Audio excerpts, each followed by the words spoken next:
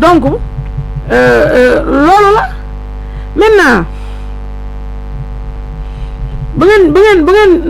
ñëwee ngeen ne ministre bi qui se croit notre supérieur qui se prend pour Dieu le Père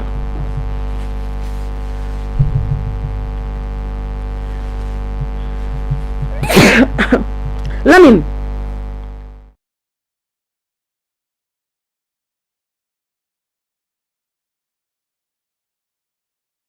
qui se prend pour Dieu le Père qui croit que moom il a droit de vie et de mort sur nous qui sort une liste fumeuse pour dire que les autres là ñii daal ñoo réglo alors que si ñooñu réglo bu fekkoon ne yéen seen bopp vous étiez réglo da ngeen gis ne majeure partie bi ils ne sont pas réglo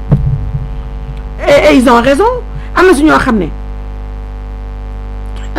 ñoom yéen a leen imposé mais ñu dugg sax si dans l'illégalité parce que dañoo tiit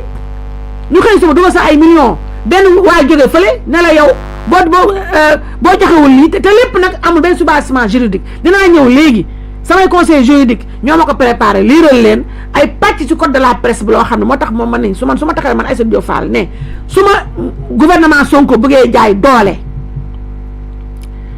ci réew mi ñu bokk tëj sama chaîne YouTube bii dinaa ko xeex ci wàllu yoon tey ci kàttanu yàlla ak mbaaxam am na xëy na ay juges yoo xam ne nii qui vous sont favorables mais am na ay juges yoo xam ne yu bari yoo xam ne ils ne disent que le droit parce que ce que vous voulez faire figuré wu ci benn code ci biir réew mi amul code de la presse sanction administrative la préparé non sanction pénale amu leen benn droit ministre bi tout ce qu'il il est dans l'illégalité totale tegu ko fenn te mënoo fee tëj kenn aussi li nga mën ni sanction administrative yi mooy yéen a moom seen subvention ngeen téye ko yéen a moom seen aide à la presse ngeen téye ko yéen a moom seen publicité ngeen téye ko mais mënu leen actionner cybercriminalité contre ñun vous ne pouvez pas ndax loi bi waxu ko bu dee nag yéen da ngeen nekk ay hors la loi ngeen assumer ko ne jubanti boobu ngeen woote du dëgg ndax bu doon dëgg la da ngeen def lu ñu yoon may te dangaa ñëw léegi liir ko yéen tout ce que vous pouvez faire contre nous mooy nañu yéen a moom sanction administrative te loolu sax c'est encore de l'abus et de l'excès de pouvoir parce que documents yi ngeen ñu laaj yëpp vous n'avez pas toi ministre de la communication tu n'as pas à nous le demander tegoo ko fenn ci maa tey nga ko teg maa tey ak maa tey nag ñoo mën a ànd maa tey lay wuyu maa tey boo gis maa tey lay wuyu ñu dem no dëkk bi dëkku yoon la te man du ma ko yemal ci yoonu juridiction sénégalaise yi ñu ne ñu am ay kuréel internationaux dinaa saisir association de la presse bu nekk ci réew mi yëpp partout dans le monde pour ñu xam ne Ousmane Sonko ak jomaayam moomu dictature la ñu bëgg a teg Sénégal lu saxal démocratie rendi liberté d'expression. Vous pensez que parce que am ngeen seen propre presse que seen propre presse boobu elle est déterminante face à la détermination de nous autres juum ngeen et vous allez vous en rendre compte bu dee ngeen bëgg a jaay doole te tegu leen ci waxtaan bëgg leen wax ak kenn da ngeen jàpp ne fii dictature moo fi war a dem ministre bi nga ñëw nappaate pour njéem a nappaati suñu xel ça ne se passera pas comme ça on ne se laissera pas faire man ba may nekk journaliste ñu bëri si ñii nekkuñu ko ba may xeex ñii xamuñu yoonu xeex ma xam lu ma yoon may ma jël ko ak lu yoonu beneen réew may ndax Sénégal dafa signé ay convention internationale yoo xam daf ko imposer mu respecter démocratie ak liberté d'expression te te mënoo wax liberté d'expression te tegoo liberté de la presse néew ñu nañu dañuy wax lu ñu neex ndax fii ñu ñëpp nous sommes des responsables ñu ñëpp ay kilifa la ñu waaye ni ñu bëggee toroxal ak ni ñu bëggee jaay doole laa dem ça ne passera pas te loi réew mi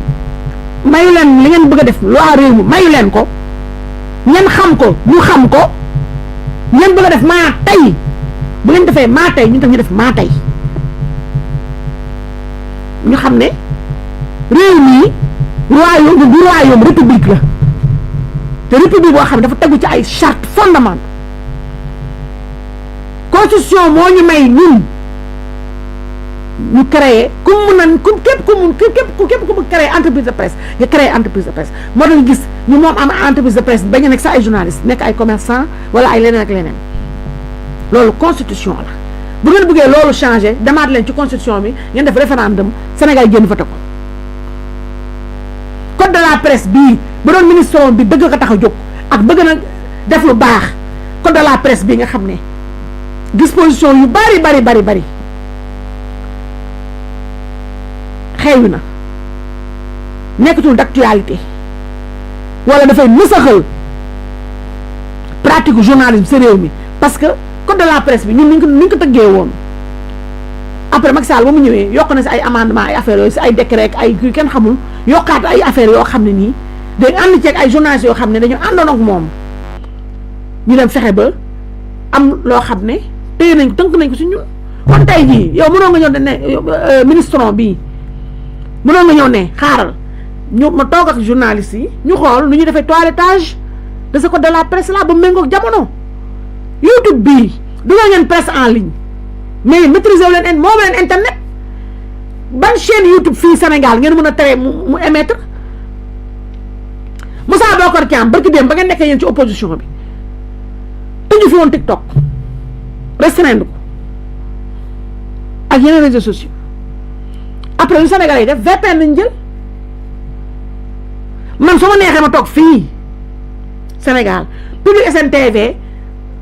di émettre fële ma toog fii sama kër toog sama digg laa di wax la ma saf ndax moomu leen YouTube yéen bu ngeen bëggoon sax YouTube jaar fa bu ngeen bëggoon jaar ci YouTube pour tëj ma sax YouTube mooy bañ parce que YouTube man la reconnaître man ma may créé sama chaîne YouTube damaa fay ni may fayee fii ay impôt noonu laay fayee impôt damaa inscrit en bonne et due forme YouTube fay fiscalité YouTube chaque mois revenu yi ma YouTube di jox xam naa moom ngeen ñu iñaane parce que Ousmane danaan ñii téye naa seen lépp téye naa publicité téye seen sama convention téye lépp teroo ba tey ñu ngi existé mu ne kon xaaral ma coupé le robinet de YouTube voilà kii moo soxor ay waay kii soxor yow joxoo ñu lekk taalal ñu la loxo waaye ñun lu ñu suturoo sax nga ne noonu ñii naa coupé le robinet kii soxor waaye sa bëgg-bëgg nga wax tasewul nag ak ndogalu yàlla suñu borom bi soxor weesuwul yow gumba boo ko saraxatul mais bàyyi ko ak yalwaanam mais ñu suñu yalwaan bi ñu ko fa do ay 1000 francs 200 yi ñu am ci YouTube sax iñaane nañu ko ba ne noo nañ coupé le robinet foofu nag ngay doole ci ëq ndax YouTube moomoo ko moomoo internet ñun du ñu ay télé classique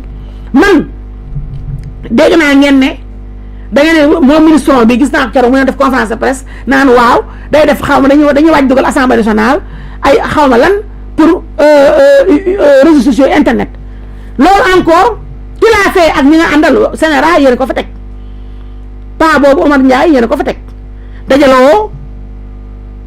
ak ñun ñooy acteurs yi koo fa dajal ci journaliste yi ci kuréel journaliste te ñun bokkuñu si rek xamal ne sànni nga sa yalwaan ndax safewut boo tànnee ses propres interlocuteurs ñoo xam ne ñoo ko yow a ànd ci projet bi la ñu bokk nga tànn leen toog ak ñoom ba tey ci projet bi la yem rek waaye yemul ci askan bi lépp loo xam ne nii yaa ngi ko bëgg a def pour ñun te toogoo ak ñun sa bopp nga ko defaral ndax ba da ngaa jël ay journaliste projet bi ay syndicat ak ay organes yoo xam ne nii ci projet bi la ñu bokk nga toogoo ak yow mi nekk ci projet bi xamal ne lépp la ngeen fa wax ak lépp la ngeen fa def lépp la ngeen fa tënk rek yéen neen la c'est entre vous ça ne nous concerne pas ça ne nous lie pas fii mais encore une fois je le répète appel bu waajooju fay man bokkuma fa ñeneen chaîne YouTube yi nekk Sénégal yëpp majeure partie bu bokkuñu fa moom ba muy créé appelam boobu chaîne YouTube bi amagul essor bii mu am appelam boobu ci yoon waroon naa woote ay congrès keneen jël ku dul moom ndax moom nee ma dafa bokk ci projet bi waaye sorewul projet bi temps yi gis naa ko muy yuuxu du xëppaate comme ñëpp rek comme seen gars yi mbokk na nga xam naa dafa masagul moo tax muy yuuxu waaye fii association presse en ligne bi bari nañu du appel ne parle que pour appel ne parle pas pour moi. Je n'ai pas mandaté moi les gars d'appel pour qu'ils parlent et agissent en mon nom. maa la ëpp notoriété ëpp leen crédibilité gën leen rëy làmmiñ joxuma leen sama mandat pour ñu wax à mon nom lu ñu fa wax nag ñoomi neen la ñoom la engagé mais yow mii ministre non yaa war a dajale toute la presse tous les composants de la presse il y a le CDEPS y a appel boobu mais yaa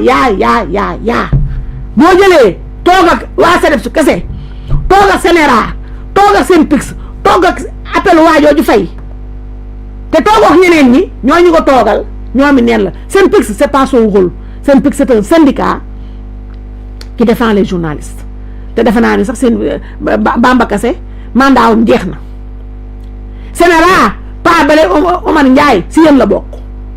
kenn yabalu ko c'est pas son rôle waa jëlee fay appelam boobu obsolète na bu yàgg correct kasaale ko noonu kasaale ko noonu ñun ñii nag tey réseaux sociaux yi ak YouTube boo ñu boolewul ci xew mi sa xew bopp ngay def suñu yoon nekku si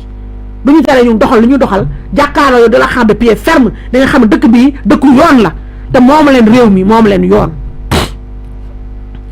tey man YouTube laa man awma cahier de charge soxlaa guma ko ndax yéen amagul législation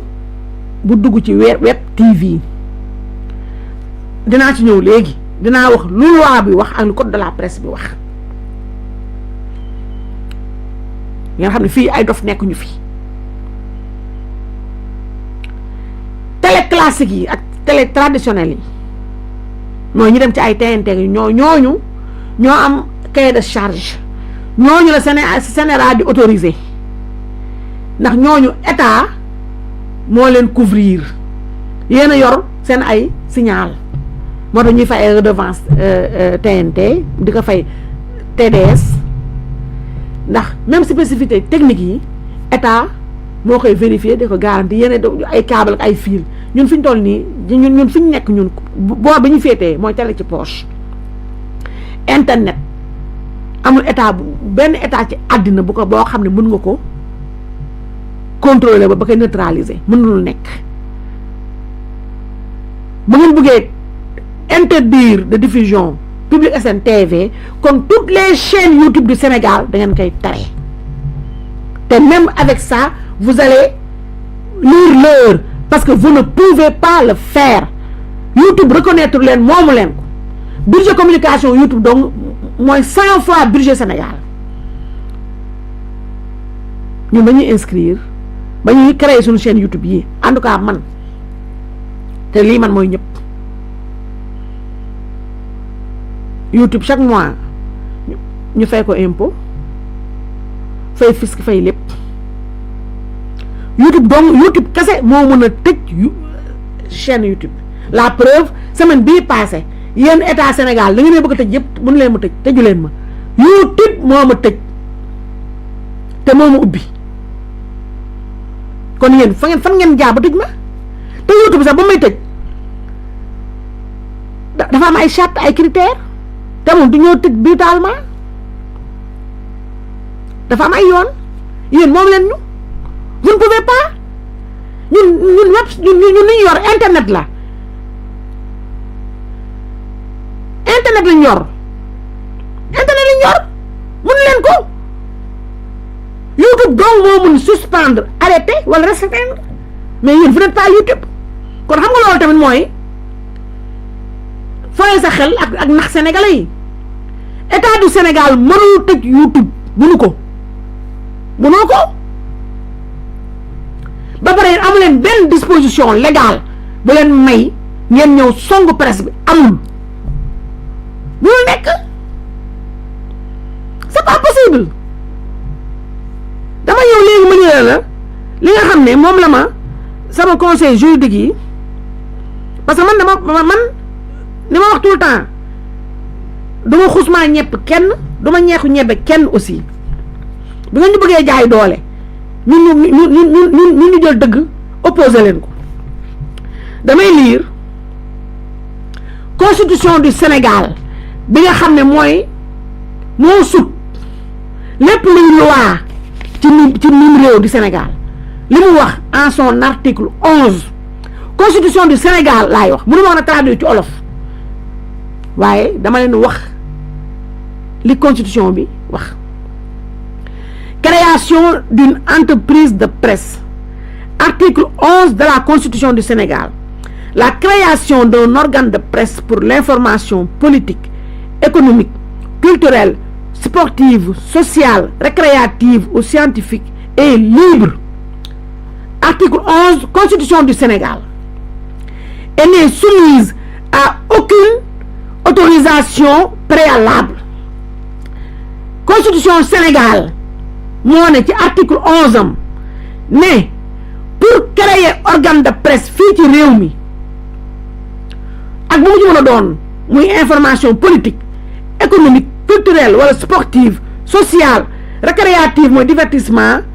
wala scientifique est libre et n'est soumise mooy c'est-à-dire ku mu neex mën nga créer organe de presse ci réew mi te amul benn charte buñ la teg amul autorisation booy demander régime presse le régime de la presse est fixé par la loi yéen a war a jubanti mais pourquoi ngeen bëgg a violer constitution ñun amuñu pour demander autorisation amuñu ko pourquoi ngeen bëgg ñu ko imposer xanaa loolu mooy dëngale ak jaay doole ak maa tey ba tey ma continuer article 11 de la constitution du Sénégal la constitution du Sénégal wax naa ko article 11 donc ma fàttali leen la constitution du Sénégal donc qui est supérieure aux lois dans le code de la presse constitution Sénégal moo sut lépp luy loi rawatina code de la presse moo ne donc la constitution du Sénégal proclame sans aucune réserve la liberté de création d'un organe de presse aucune autorisation n'est requise donc il n'appartient pas à un ministre de reconnaître un organe de presse li may lire nii samay conseil juridique ñoo ma ko préparel parce que man dama nar a enclencher damay xaar ba nga def action contre ñun mais dama nar a enclencher le combat juridique fii Sénégal ak bitim réew da ngeen xam ne Sénégal du yéen ko bëgg a def état hors la loi mais le Sénégal n'est pas un royaume dinaa leen jéebaane fu ne CEDEAO ONU partout dans le monde andi ceeg nag Reporters sans frontières ak ñëpp di ngeen xam ne yéen amu leen doole da ngeen am lu doole te amu leen doole donc aucune autorisation n'est requise donc il n'appartient pas à un ministre de reconnaître un organe de presse yow ministre bii du yow yaay naan bii organe la reconnaître ak bële la reconnaître ce n'est pas ton rôle. Le dernier paragraphe de l'article 11 de la Constitution dit que le régime de la presse est fixé par la loi. Cela signifie que la loi fixe juste le régime, droits et obligations des journalistes, modalités d'exercice, bref, tout ce que l'organe de presse doit faire postérieurement à sa création. Moi, bu organe de presse juddoo ba pare naka la war a taxawee ci réew mi loolu la régime boo déggee baatu régime de la presse loolu lay war bëgg a wax mooy lan mooy bu organe bi juddoo ba pare lan la organe bi war a taxawee ci nimu réew loolu mooy régime de la presse. Donc et non les conditions de création d'un organe de presse qui sont libres comme le proclame la Constitution. Modalité d'une entreprise de presse. Pour créer une entreprise de presse, il suffit juste de le faire en créant une société conformément à l'OHADA, avoir son INEA, effectuer ses déclarations fiscales. Loolu ñu ñëpp am nañ ko. Sama entreprise bi Prodaf la tudd, production Aïssatou Diop Fall, mi ngi existé depuis 2013. tey ñu ngi fay sunu impôt yëpp bii nii sama service yi ñu ngi ci ndax DGID bërki démb lañ ma rappelé ne échéance bi le 15 février la sama service yi ñu ngi ci kon ku ñu reconnaîtreul doo ko laaj ko reconnaître doo ko laaj impôt. Modalité d'une entreprise de presse. Pour créer une entreprise de presse, il suffit juste de le faire en créant une société conformément à l'OHADA, avoir son INEA, effectuer donc ses déclarations fiscales. 3. Les différents types d'entreprises de presse prévus par le code de la presse. Fii ci code de la presse laa ñëw lan mooy entreprise de presse selon le code de la presse. Le code de la presse prévoit 3 types d'entreprises de presse. L'entreprise de presse écrite, l'entreprise de presse audiovisuelle, l'entreprise de presse en ligne. Lii nag code de la presse bi na kenn ku nekk si yéen ñi may seetaan dem tapé ci Google code de la presse bi mooy bi ñu revisité en 2017. Il y a eu loi bi ak décret d'application bi yëpp Macky Sall mi ngi ko génnal en 2021. Au sens du code de la presse, l'entreprise de presse écrite, article 66 du code de la presse, est toute presse en forme papier. Cette presse, après sa création, est soumise à une obligation d'enregistrement auprès du ministère des Télécommunications, article 68 du code de la presse. L'entreprise de presse audiovisuelle, article 94 code de la presse, est celle qui fait de l'audiovisuel en utilisant par exemple les fréquences hertziennes que lui attribue l'État, mooy radio et télévision classique. Ñun Web TV bokkuñu ci télé yi ay TFM ak yooyu ñoom la État du Sénégal donc nii ministron bi di jox fréquence hertzienne ñu am ay câble spécifique technique yi ñuy fay ay redevance annuelle. Ñun Web TV la ñu bokkuñu ci. C'est cette entreprise qui est soumise à autorisation par l'octroi de licence avec exigence d'un cahier de charges. Et même pour cette entreprise, l'exigence d'autorisation prévue par le code de la presse est contraire à la Constitution qui prévoit qu'un organe de presse peut être créé librement et sans autorisation préalable. Lii mooy li ma wax ne même code de la presse bii actuel dafa laaj toilettage te yow ministron bi bu fekkonte ne da ngaa bëgg jubanti da ngay woo tous les acteurs de la presse ñu xool lan la ñu war a dindi ci code de la presse bi pour mu méngoog jamono. Et en cas de manquement par une entreprise de presse audiovisuelle de ses obligations, le ministre de la Communication ne peut prononcer aucune sanction. Li yëpp bu xewee même bu dee entreprise de presse audiovisuelle maanaam rajo beeg télé bi deful li mu war a def ni ko yoon mayee moom ministron bi donc État du Sénégal mënul def benn sanction contre télé boobu. Seul l'organe de régulation CNRA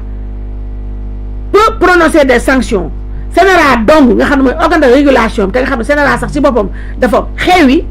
ARCA moo ko war a remplacer ni ko code de la presse bi waxee. ARCA donc moo mën a sanctionner rajo yeeg télé yi nga xam ne dañoo wàccook yoon te sanction yi mi ngi nii amende suspension et cetera chaque jour ngeen dégg ci jamono yële Walfadjri Sen TV CNRA ñëw na couper seen signal mooy suspension yi nga xam ne yoon moo ko may CNRA mais ministre bi mënu ko. L'entreprise de presse en ligne mooy ñun li ñu xaw a concerné est celle qui diffuse exclusivement par Internet et sur Internet. Elle n'utilise ni fréquence hertzienne, ni câble, ni satellite. Une telle entreprise, sa création n'est soumise à aucune autorisation préalable par le code de la presse. Elle est prévue par les articles 177 et suivants du code de la presse. toute entreprise de presse qui diffuse exclusivement par le biais d'Internet est une entreprise de presse en ligne, quel qu'en soit le format. Donc, Public SN est une entreprise de presse en ligne, diffusée par le biais de YouTube, et n'utilise donc ni fréquence hertzienne, ni câble satellite. Aucune disposition du code de la presse ne subordonne la création d'une entreprise en ligne à une licence et à une présentation d'un cahier de charges. Tout ce que le code de la presse, en son article 178, exige de l'entreprise de presse en ligne, donc c'est de communiquer au ministère de la Communication, à l'organe de régulation CNRA et à l'ARTP le nom de son fournisseur d'accès à Internet. Moi, Internet obligation donc la am envers ministère de la Communication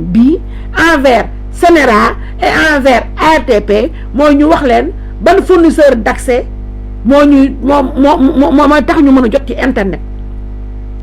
te loolu ñëpp xam nañ ko Orange la man nag ma yokk si sax ne ARTP nee naa su ma juumulee man donc Public SN TV maa am serveur vocal nag ARTP moo koy joxe muy procédure bu gudd bu coûteuse ARTP ñooy jox autorisation ba pare man ARTP bu dee man reconnaître ñu ma naka la ma ARTP mënee jox autorisation ma am serveur vocal nga xam ne am ko yombul ndax dafa cher te procédure bu gudd la ma am ko ba pare doo ko dem Orange yóbbaale document yi ma ARTP di jox dem Orange fay leen Orange ñëw installé sama serveur vocal bi dëkk bi dëkk yoon la kon ñuy faussaire nañ ko xool feneen. Et aucune disposition du code de la presse ne permet au ministre de la Communication de fermer une entreprise de presse en ligne. Code de la presse bi may la yow ministre bi nga tëj benn entreprise de presse rawatina nag YouTube ñun ñii presse en ligne mënoo ko tu ne peux pas te amoo ci ndogal yoon may la ko YouTube mënoo ko même bu la ko yoon mayoon mënoo tëj YouTube rawatina nag yoon mayu la ko te yow mënoo tëj YouTube dangaa moom YouTube ba koy tëj. Si une entreprise de presse en ligne ne respecte pas les prescriptions légales, l'article 184 du Code de la presse dit qu'elle ne bénéficiera pas des avantages prévus par le Code de la presse pour les entreprises de presse. Ces avantages sont principalement l'aide à la presse et l'accès au marché publicitaire de l'État.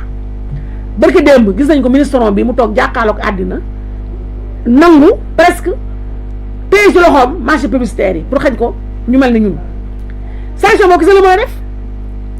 nee ngeen ñun reconnaître leen ñu xayrul kon téye leen li ngeen moom mooy la pour sanctionner ñu mais téye leen seen aide à la presse téye seen ay convention téye seen marché publicitaire loolu kese ngeen mën a def mais mënu leen ñu tëj mënu leen intenter benn poursuite judiciaire contre ñun vous ne pouvez rien faire même bu ngeen ñu bëggoon jaay doole jaare la ko ci YouTube mënu leen ko tëj vous ne pouvez pas te dëkk bi dëkk yoon la fii ku ñëw fi tëj mu yóbbu leen ci yoon ndax mënu leen ko abus de pouvoir lay doon te yéen a woote jubal jubanti Sénégal yëpp dañuy xam ne jubaleen bay jubanti. Aucune disposition du code de la presse ne permet au ministre de la Communication de reconnaître des organes de presse puisque même un organe non conforme au code de la presse est déjà reconnu par la Constitution. Waaw organe de presse boo xamante ne nii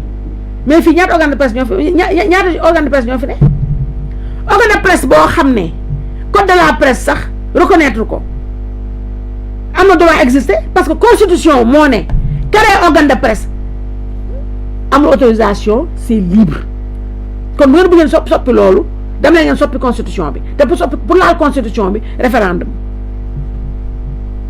waaw ma jàngaloo ndax jàngoo. Voilà, donc, je répète, aucune disposition du code de la presse ne permet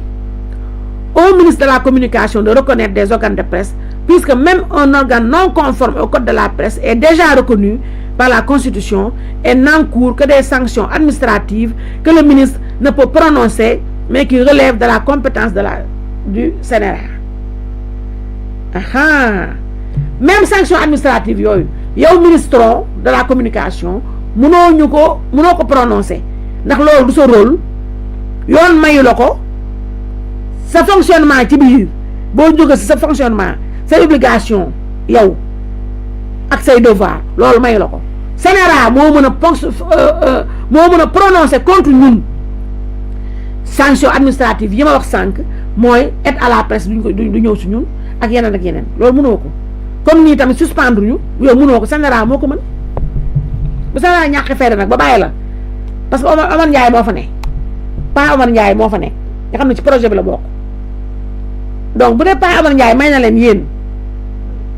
sax ngeen def ko mais foog mu jaar ci yoon na Pa Omar Ndiaye moomul yoon moomu code de la presse waxuma la ak yow mi donc aucune disposition du code de la presse ne permet à l'État d'interdire à des entreprises privées de confier de la publicité à une entreprise de presse fût-elle non conforme xam nga dégg nañu ci seen menaces yi contre ñun nii ngeen ne da ngeen di waxanteeg benn ngeen ne da ngeen di waxanteeg entreprise de presse entreprise privée yi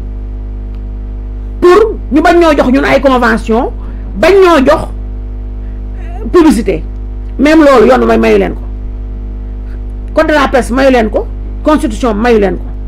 seen soxor nag moo leen ko may ndax du lekk waaye yow amoo droit may ko mu lekk xanaa loolu mooy encore une fois preuve soxor gi ngeen soxor mais am ngeen droit soxor waaye moomu leen yoon bi dëkk bi moomu leen ko ça ne se passera pas comme ça entreprise privée bu mu neex bu ko neex mën naa ñëw ne Public SN TV état Sonko moo ne reconnaître ko ndax Public SN TV day déranger waaye man entreprise de privé bii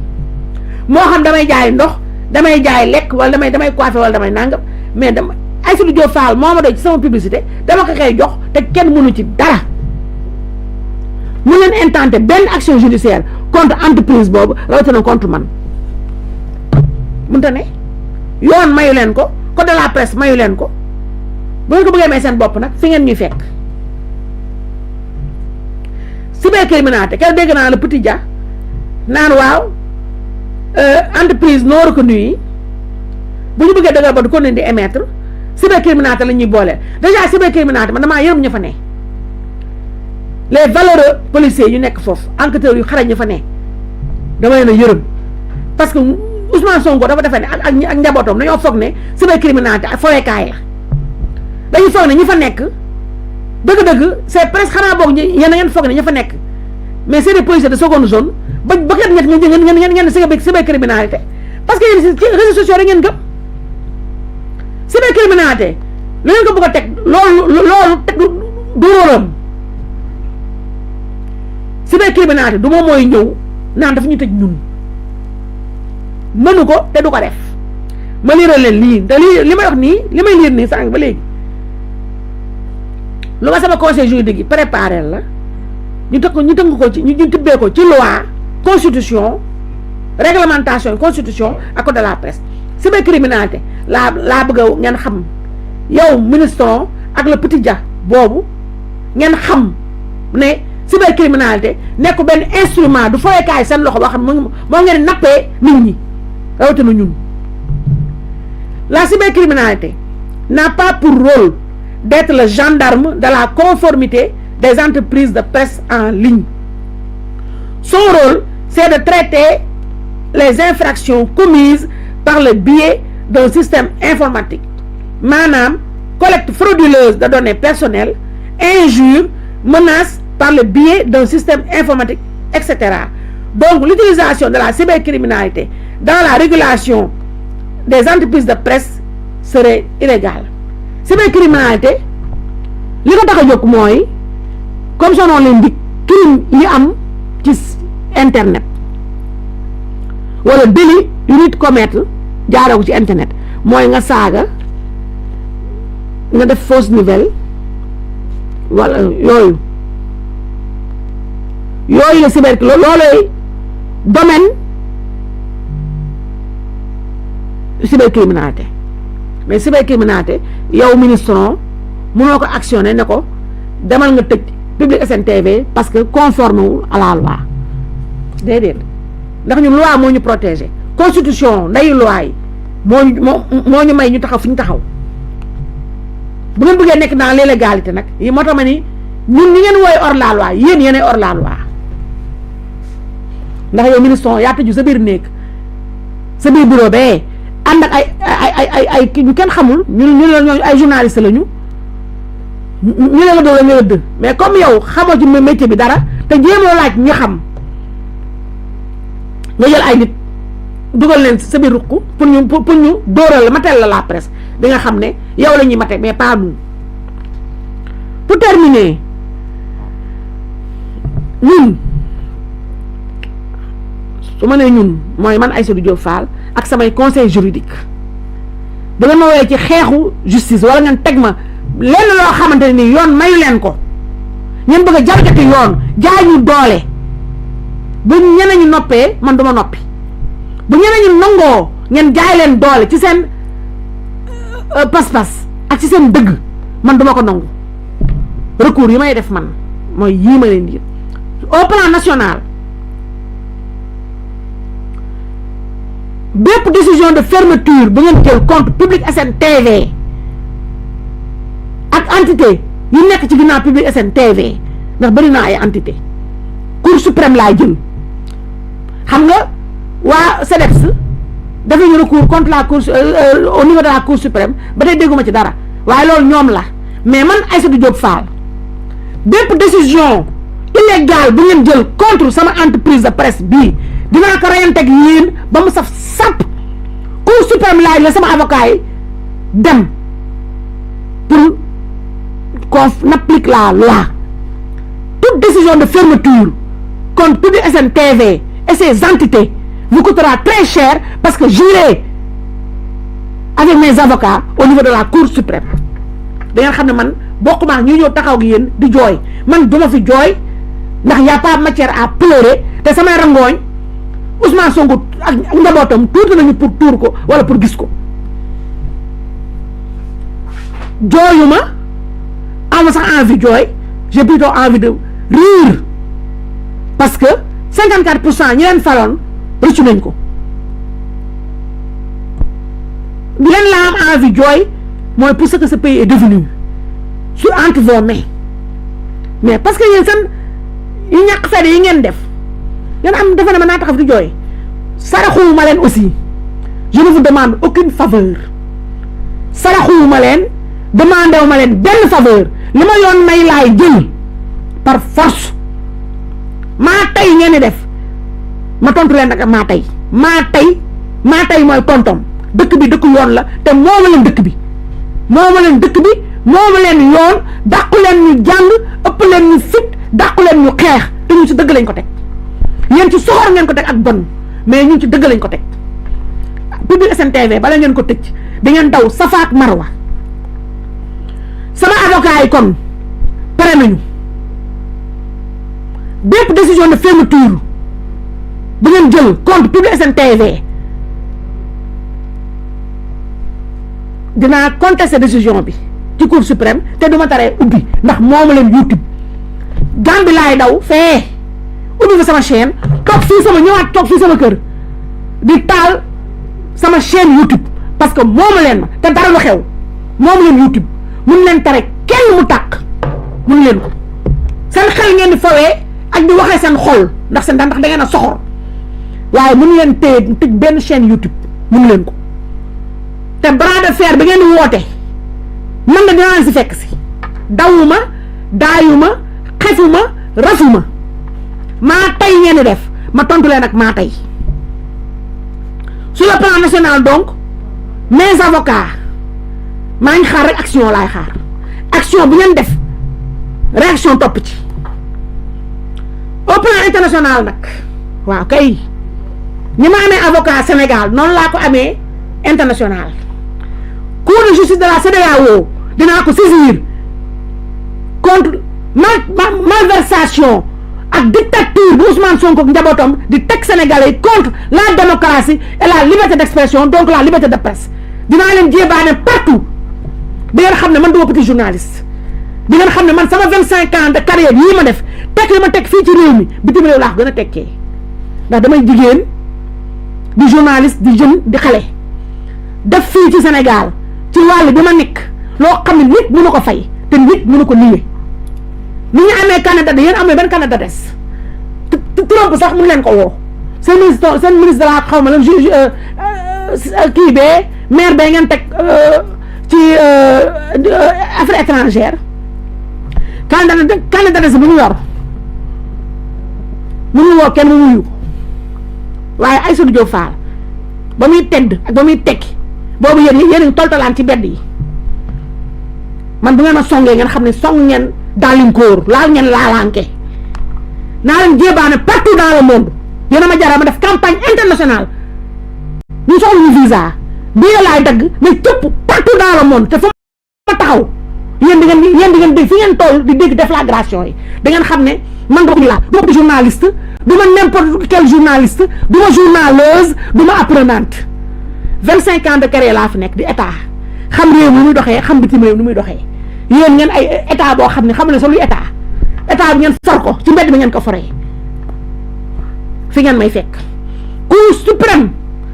cour de justice de la CEDEAO la saisir contre l'état du Sénégal pour atteinte à la liberté d'expression et à la liberté de presse et contre la démocratie da ngeen xam ne Sénégal gii mën ngeen laal ku ne mu sedd waaye ñu mel ne Aïssatou Diop Fall bu ngeen leen laale seen baaraam ay damm te dara du xew kon ministre bii ak ña ko yabal ak moom ñu mu yabal nañu régler seen pecc te yemale ko ci baaraamay bu diip nag fii Sénégal la moomu leen ñu ba ñuy noppiloo moomu leen ñu ba ñuy xooloo fi leen neex moomu leen ñu ba ñuy def loo lu leen saf duñu seen ay marionnette loi ba leen tënk moo ñu tënk constitution ba leen tënk moo ñu tënk ministre toutes les décisions qu'il a prises sont illégales lu illégal nag mënoo fexe ba légal ba légaliser ko te mënoo fexe tam ba jël lu illégal takk ci kaay gor mënta nekk mënul nekk plateforme bii foofu laay jeexalee